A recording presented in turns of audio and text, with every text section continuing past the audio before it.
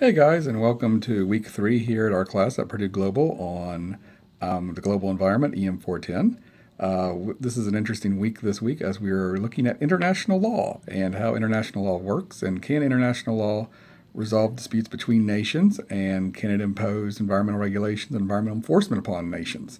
So we've talked about the last 2 weeks, guys, about the independence of nations. We talked about just this past week in our seminar about how weak international organizations are in terms of themselves being able to do anything because, again, they're composed of members of the nations of the world, and if the nations of the world don't want to do something, they're not simply going to do it.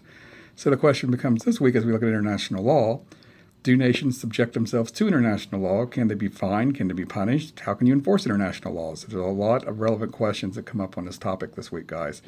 Again, with international law, we are going to have to be looking at compliance a lot because, as we know with courts, and we're looking at the international courts of justice like they have at The Hague, we're looking at different types of international law through treaties and agreements like the Paris Accords, or even through bilateral treaties between one nation and another over fishing rights.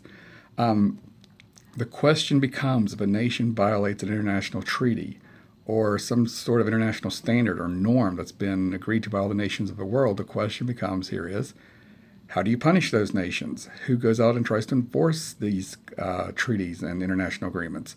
There is no enforcement mechanism, to be quite honest with the answer here. Again, this is going to be based on the compliance of the nation states.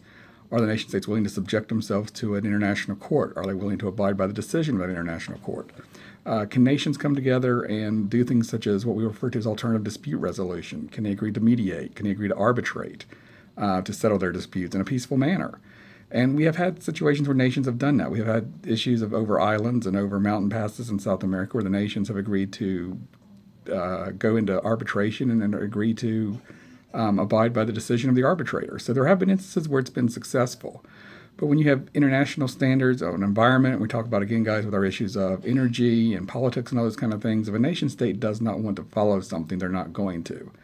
The best way to enforce something is what we see with Iran and Iraq on political issues. You see economic sanctions, you see embargoes, you see those kind of things when it comes to nuclear proliferation and nuclear issues. But are nations willing to impose economic sanctions on a country for not following an environmental standard? We can't really think of any examples where that's happened in the past. So this should be a very interesting discussion again this week, guys, on international law and how effective international law is and can it resolve issues between nation states. Remember, guys, 2 discussion boards. You need 3 separate days on each discussion board. We had some students this week who didn't get their 3 days in on each board, so make sure you're getting your 3 days in on each board.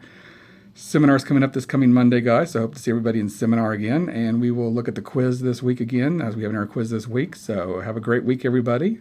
If you need to get in touch with me, please send me an email or text or call, and I'll be available to answer your questions. And with that, guys, have a great week. I'll see you on Monday in seminar.